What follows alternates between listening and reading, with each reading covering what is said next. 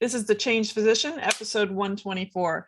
Welcome back to The Changed Physician. I am Melissa Cady, the Challenge Doctor, with my co-host, Dr. Kevin Cuccaro, who loves to say amazeballs, which is a great lead-in to our deep dive today, our discussion that will be from our previous episode. I call it the 123s, or episode 123, with Dr. Leif, Dahleen of Physician on Fire. That was such an incredible episode that, of course, we need to talk a little bit more about it and how it impacted us, and give him kudos for all the things that he's doing. So I know you could probably start with a few things to say about him, but Kevin, you want to talk about Dr. Dahleen? Yeah, sure. So just a quick recap. Dr. Dahleen is an anesthesiologist who has blogged since I think around 2016-ish under Physician on Fire. Great web resource, by the way, if you're interested in personal finance at all. A number of great episodes, and then he actually curates. I shouldn't say episodes, lots of postings, and then he curates in the network he is in a lot of retirement posts or financial independence kind of posts. So there's a really good information. Would highly encourage people to check out his website and his email list, where he gives us really, really, really, really powerful stuff. His basic story, though, was a physician, chose pretty wisely in his schooling choices, so he didn't have a lot of debt off the beginning. Had a couple early life lessons from his parents, which I think we're going to expand on a little bit here, that kind of put seeds in his head, and then sort of stumbled in this idea of financial independence, and then that maybe you can actually decide to work or do whatever you want on your own terms earlier than traditional 65 or 70 what people are looking at. And so that it is an interesting journey to hear his sort of background, and then hear kind of behind the scenes stuff that I wasn't aware of after reading the blog post. So yeah, that's like, I just wanted to give you a little bit of a heads up just in case you missed it. If you have missed it, stop, go listen to it, and then come back, and then this episode will make a little bit more sense. Yeah, definitely. Well, I think, where you're going with that is that, this is I think so many people are keen on learning about finances, and there's a real good reason. One, families are not really great unless this is an intentional, which you find in wealthy families. They tend to pass on this kind of ingrained knowledge onto their next, to their progeny or their next generation. But the school system is not really designed to help you become your own owner and learn how to invest wisely. Unfortunately, whether you say it's some kind of, some deeper agenda that they're trying to keep you down and just be an employee for the future for everyone else, that's the wealthy and the owners or whatever. I don't know how to, defend that, but it's very clear that what's guiding is not the things we need most: interpersonal relationships, our finances, how do we invest things? How do we prepare for the future and not rely on Social Security and just things that the government provides, but versus, creating your own life, designing it around who you are. Who are you? And are you just, instead of just being these little cookie cutters of everyone that's being told this is the path you can take and this is how you get there, instead have a little bit more of, this could be another episode, just how you can create your own life. But finances are a critical component to creating whatever life you want. So I think the fact that he had a father that suggested a book, off the top of my head, I'm not remembering it if you do, but you can listen to the episode, and there is a book that he mentions that just all the different ways you can invest your money. And a basic book, like just providing that foundational knowledge. Right.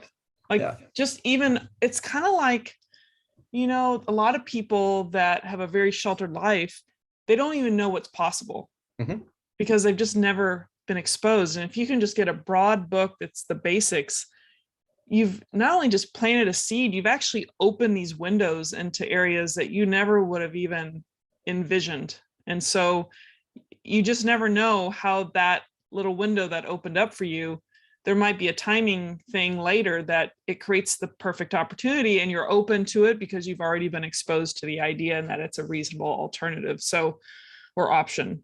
So I just really like the fact that his own family set him up for success. Even though they didn't do it for him, they opened his eyes and his mind to the different ways of, investing, so that he could insert that In fact, he even said later in the episode, he said, I don't know if I'd want to know that if I had this much money that I could retire, like I needed to be focused on the task at hand. So it was kind of like there was a time and a place for it, maybe psychologically for him that was, I mean, hindsight, you never know. That it probably suited him to find out later, wow, I did, save a lot of money and had enough money to retire, but I didn't really plan on it originally when he went into the field. So well, he did the actions pretty unconsciously. mm-hmm. And then all of a sudden he woke up and realized that he was pretty much financially independent. Like, and this was kind of mind blowing to me. Like when he started his website, if he had not already crossed the threshold, he was really close. And that was one of the reasons he did it. It was like, oh my gosh, holy moly. I'm like, if I calculate this stuff out, I actually am pretty much there. Yeah. I'm going to disagree with him a little bit. Now, I understand what I got out of that when he said, I almost, I'm glad I didn't know early that I was, this whole idea, because I could just focus on working. And what I pulled from that was, if the problem was when you become aware, you become to see the things that you're not aware enough to see. And what I mean by that is, if you're now aware that there is a endpoint other than the traditional 65, and so you're just to the nail to the grindstone, just saying, well, there's a 65 date and this is what I'm supposed to do. And so you're just doing it without awareness. Once you kind of know, then you may be more actively seeing, oh my God, I have to save more, or I'm watching it. And then you're kind of doing this dance of, oh, it's only another year or two. And then you start losing the now. Like you stop losing the now moments because you're so focused on that future kind of closer date than 65, mm-hmm. but not close enough that it's like, what am I, planning in the near future? And so you can easily forget the actions that you need to do in this day and time, or to pay attention to things that are important in this moment. And that's the kind of takeaway, is that if he had learned about this earlier, he may have become so tunnel visioned on the whole idea of financial independence. He may have listed everything else of how can I be a good partner? How can I be a good anesthesiologist? How can I make this a good job, and focus mm-hmm. on that kind of vocational aspects? But I think for everybody else, I think it's, as long as you recognize, again, kind of these perceptual elements between distant future events, closer future events, and now, and you're incorporating being present, like enjoying where you are now while you're on the journey to where you want to be. Right. I think that can be a little bit more effective, because then you can be much more intentional about your investing style. Right. Earlier on, which may end up then, or not, depending on what the markets do, but at least you can be a little bit more intentional about what you do. And then instead of just blindly saving, and then all of a sudden you're there one day. And anyway, I'll let you talk, because I can go on that for a whole lot more, but I just think I'm never really against awareness, being aware earlier than later. I'm never against knowing more, I think. Yeah, I do agree with you. Not that you needed me to agree with you, but it always makes me feel better. but I would say, I think he was fortunate that he was living a lifestyle that was not consuming all of his disposable income. Mm-hmm, mm-hmm. And that he was acquiring and saving, did have some basic, like, don't do stupid things with your money, and kind of save and put things to the side. That is what saved him, in my opinion, because there's no way that you can just stumble upon, oh, I happen to have enough money that I could retire.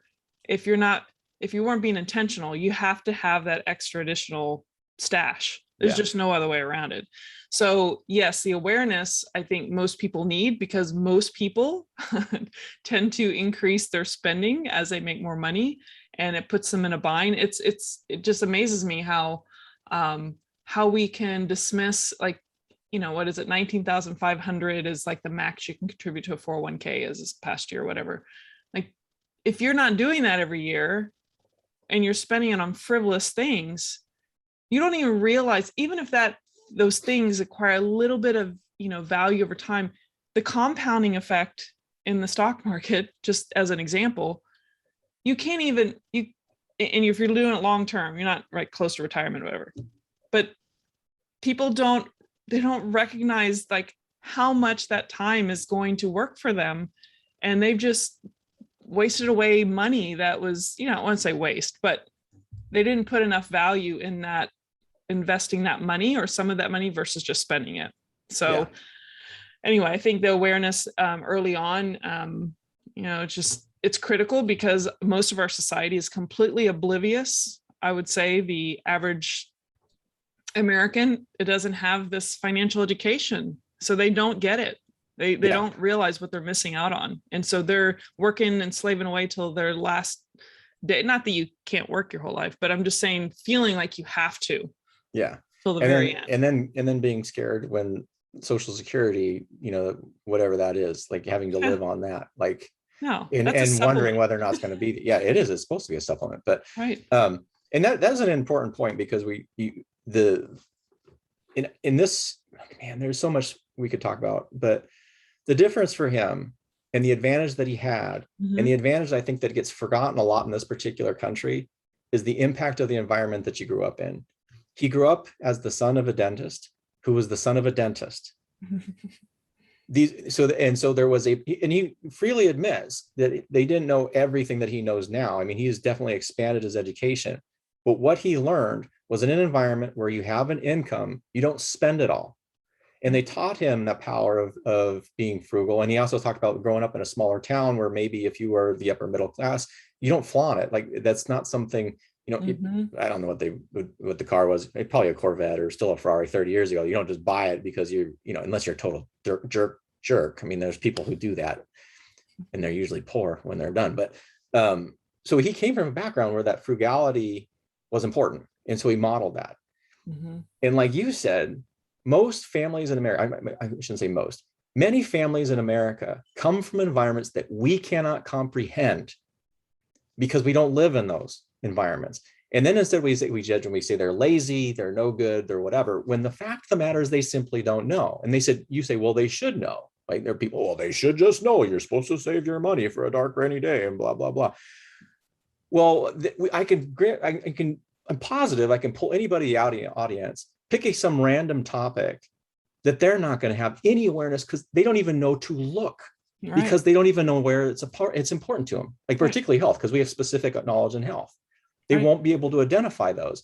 And that's, this part about education. And one of the reasons behind a podcast like this one is to start bringing to light things that you may not have learned from, not in a way to make people feel bad, but in such a way that you learn that, hey, the more I know about this, the more power I have. The more power I have, the more control I have over my life. And if you have a family, the more that you can talk to your family and raise your youth in a way that can support the same things, but not in a way that you're saying, well, those people are stupid. I guess that's the thing that really frustrates me, because there's this path to wealth that you can be on, and it becomes very easy to forget where other people are, and even easier to be completely unaware of where they are starting from, which is not the same place of you. If you were born on third base and you're pretending that you were born on first base, or that you're starting from home plate like an average batter, you need to recognize that you were starting ahead of the curve, and then have a little bit more empathy. I know I'm going into this other thing, but I do think it's really, really important, because and I think, Leif recognized that as he came from a privileged advantage. Maybe not privileged in a way that you were a multimillionaire vacation in the Hamptons all the time, but privileged that he had a stable family, that had supportive spouses, that were in careers that were educational minded, and then impacted on him these habits that ultimately are reflected in his success now, that he's now expanded on. And he didn't take for granted, well, I'm a self-made man. Arnold Schwarzenegger has this big rant about that. Like, anybody who says they're self-made is totally full of it.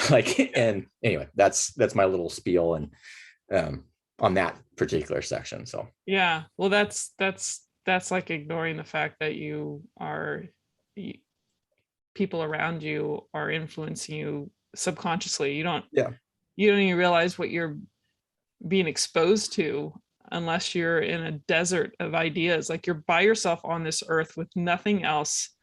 I basically call it interdependent. We are very interdependent individuals. You could say someone's independent, but we depend on each other in some capacity. The electricity, you could talk about anything.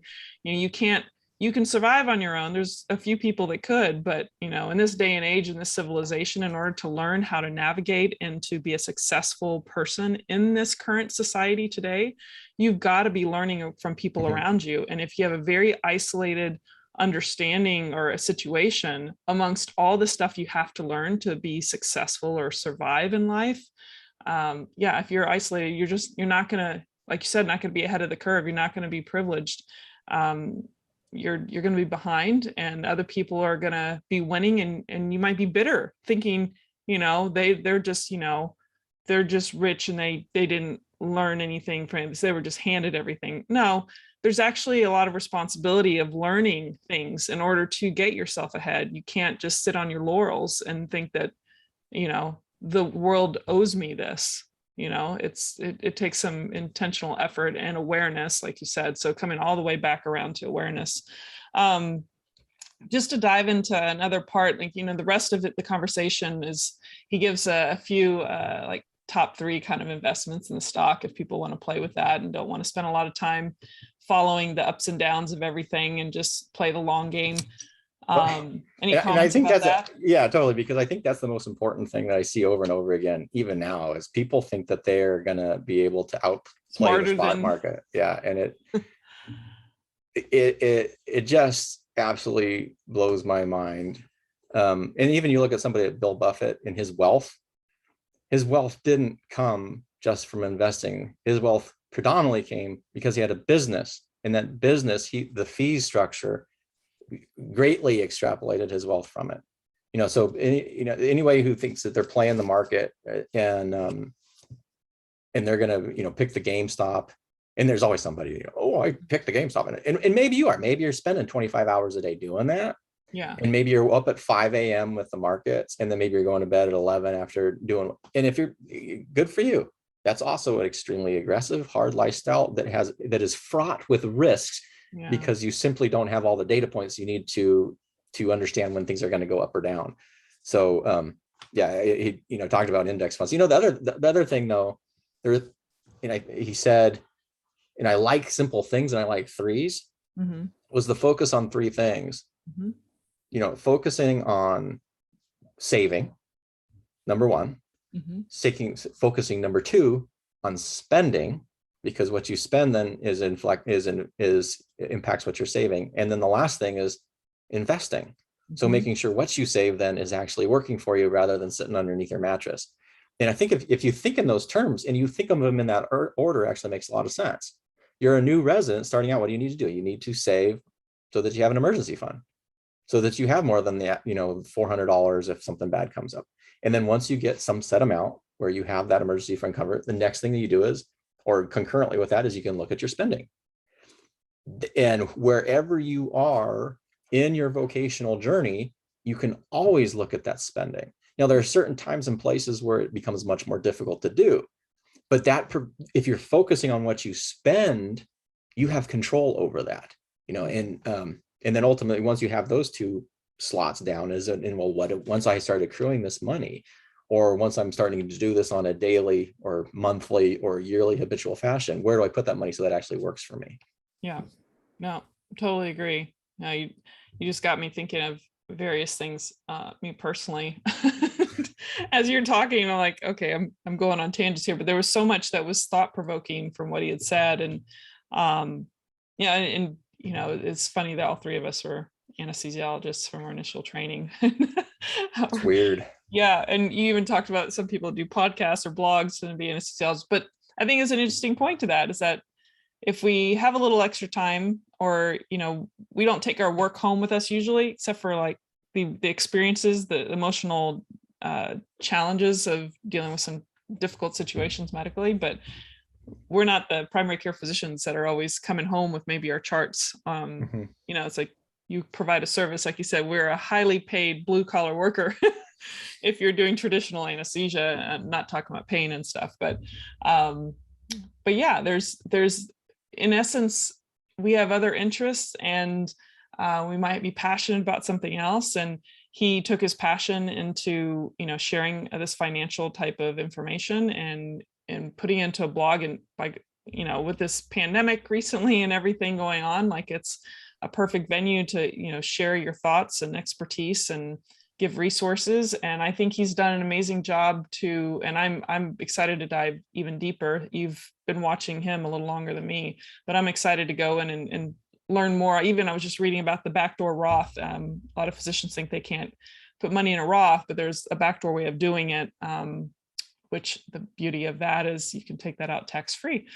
So if you can get things to grow nice and robustly, that would be an excellent source of money later. But anyway, I forgot where we're going. Oh, and we finalized our chat with him about how dealing with your medical license. So this November, he's, going to let that go. And so you can listen to more about, that thought process.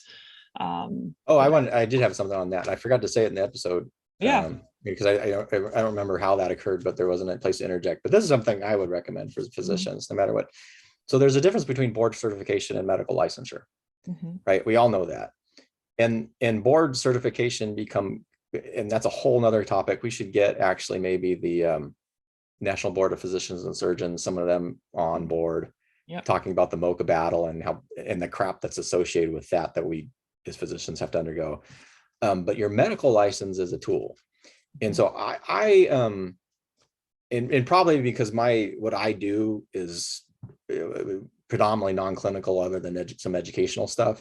But what I've realized is that there's a power with a medical license, and medical licenses are generally not that expensive to maintain as compared to MOCA, right?